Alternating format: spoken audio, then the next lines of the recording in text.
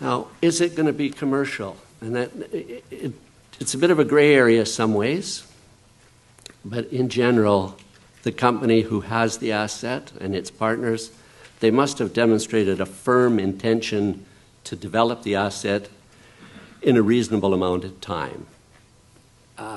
They must show to the markets and independent companies who are doing the reserves for them possibly that they've got evidence to support a reasonable timetable of development. If it's more than 5 years, you think that it probably isn't yet classed as reserves. You've got to have a good understanding of what the economics are going to be and that it will meet this company's requirements for an investment.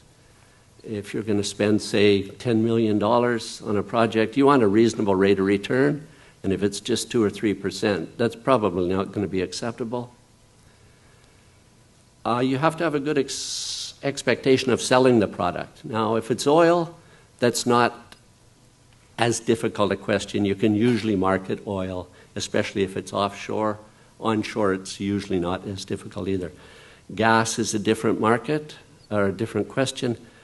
If you discover new gas reserves in the wrong part of the world, it can take you 5 to 10 years to market them. And that's happened in Australia over the years, it's happened in the Middle East, it's happened in Canada, where some natural gas has been known to exist for 30, 40 years, and it's only now going to be commercialized or soon to be commercialized.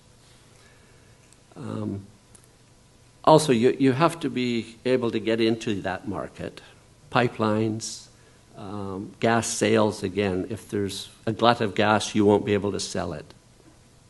That you can get into infrastructure, build your own, tie into distribution systems.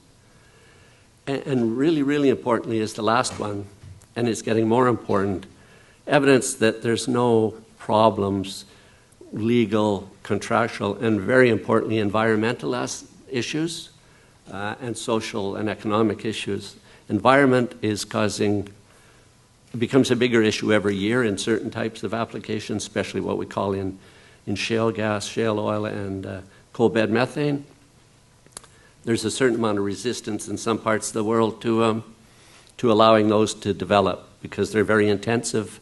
A lot of wells, a lot of equipment, a lot of pipelines can slow a project down by 5 years very quickly if you're in the wrong environment. So you have to satisfy all of these to a great degree before you can call things reserves.